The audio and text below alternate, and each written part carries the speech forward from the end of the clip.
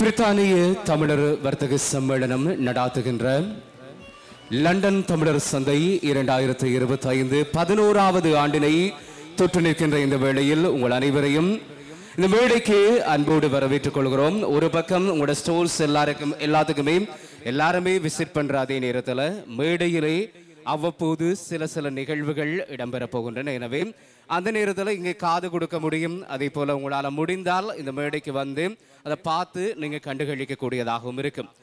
இந்த பிரித்தானிய தமிழர் வர்த்தக சம்மேளனம் ஆரம்பித்த நேரத்திலே இந்த பிரித்தானிய தமிழர் வர்த்தக சம்மேளனம் எத்தனை ஆண்டுகள் பயணிக்கும், எப்படியான செயற்பாடுகளை கொண்டு போகும், எத்தனை தூரம் அதனுடைய இலக்கை நோக்கி இது பயணிக்கும் என்கின்ற ஒரு மாபெரும் சவால் இதை ஆரம்பித்தவர்கள் மத்தியில் இருந்தது. அதற்கு பிறகு உலகமே மிகப்பெரிய ஒரு சிக்கலை சந்தித்திருந்த கொரோனா காலம். இந்த கொரோனா இடர்காலத்தில் இது போன்ற நிகழ்வுகளை நடத்துவதிலே சிக்கல். ஆனால் ஆரம்பித்த முதல் 2-3 ஆண்டுகள் மிக பாரியளவான நிகழ்வாக மக்கள் மத்தியிலே அமோகமான வரவேற்பை பெற்றிருந்த பிரித்தானிய தமிழர் வர்த்தக சம்மேளனம் தான் எடுத்துக்கொண்ட இலக்கு அல்லது தன்னுடைய பயணம் சரி என்பதை அந்த நிகழ்வுகளின் மூலமாக நிரூபித்து காட்டியிருந்தது. இடையில் கொரோனா, அதற்கு பிறகு மீண்டும் எழுச்சியோடு இப்போது 11வது ஆண்டை தொட்டு நிற்கிறது.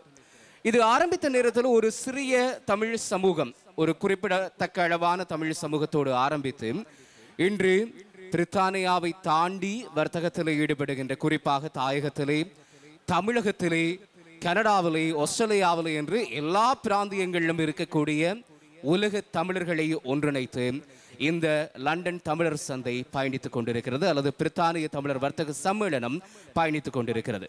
அதனுடைய அடுத்த கட்ட பணிகள், இன்றைய நிகழ்வுகள் தொடர்பாக வரவேற்புரை ஆற்றுவதற்கு பிரித்தானிய தமிழர் வர்த்தக சம்மேளனத்தினுடைய முன்னாள் தலைவரும் தற்போதைய உறுப்பினருமான திரு திருவாசகம் அவர்களை அன்போடு மேடைக்கு அழைக்கின்றோம். Good morning everyone, and I'm so pleased to invite all our exhibitors, visitors, and for this 11th year London Tamil Market event. We have been holding this since 2005, except for the corona period when we could not hold it. And this year especially we have got full number of stalls occupied, and we are expecting a lot of visitors for today and tomorrow.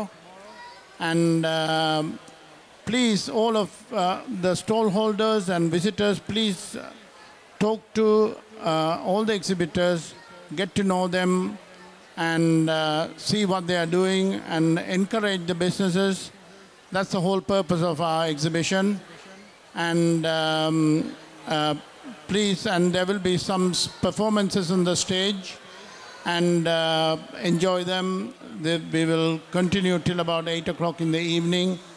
And thank you all for all your efforts. Thank you.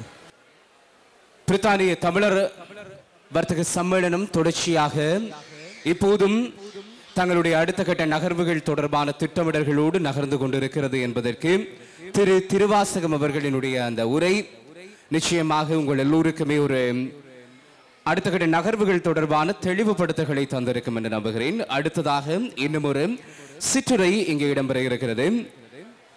அண்மையிலே ஒரு நிகழ்வு பிரித்தானிய தமிழர் வர்த்தக சம்மேளனம் நடாத்தி இருந்தது. அந்த நிகழ்விலே கலந்து கொண்டிருந்த டேட்டோ டாக்டர் ஷண்முகபாதன் வெள்ளந்துறை அவர்களை அடுத்ததாக ஒரு சிற்றுரை ஆற்ற வருமாறு அன்போடு அழைக்கின்றோம். செலங்கூர் இந்தியன் சேம்பர் ஆஃப் காமர்ஸினுடைய பிரசிடென்ட் டாக்டர் ஷண்முகபாதன் வெள்ளந்துறை அவர்களை அன்போடு மேடைக்கு அழைக்கின்றோம். நாங்கள் மலேசியாவிலேருந்து வந்திருக்கோம். ஏறக்குறைய 20 பேர் மலேசியாவிலேருந்து வந்திருக்கோம். இந்த நிகழ்ச்சியில் கலந்து நீங்கள் எப்படி செய்கிறீங்கன்னு பார்ப்பதற்காக. அது மட்டும் இல்லாமல் நம்ம உங்கள் சேம்பர் கூட இணைந்து, பிரிட்டிஷ் தமிழ் சேம்பர் கூட இணைந்து மலேசியா வர்த்தகர்களோடு சேர்ந்து எப்படி வர்த்தகம் செய்வது, எப்படி நம் தமிழர்களுக்கு இடையே நம்மளுடைய வியாபார வாய்ப்புகளை பெருக்குவது, அப்புறம் வெல்த்தை இம்ப்ரூவ் பண்ணணும்னு பார்க்கறதுக்காக தான் இந்த 2 சேம்பரும் இணைந்து இந்த நிகழ்வுகளை செய்கிறோம். ஆகையால் இந்த நிகழ்வுக்கு நாங்கள் கலந்து கொள்வதில் ரொம்பவும் மகிழ்ச்சி அடைகிறோம். மீண்டும் இந்த மாதிரி நிகழ்ச்சி நடக்கும்போது கட்டாயமாக நாங்கள் வருகிறோம். அதேபோல் நீங்களும் முடிந்தால் மலேசியா வர வேண்டும் என்று அன்போடு கேட்டுக்கொள்கிறோம். நன்றி, வணக்கம்.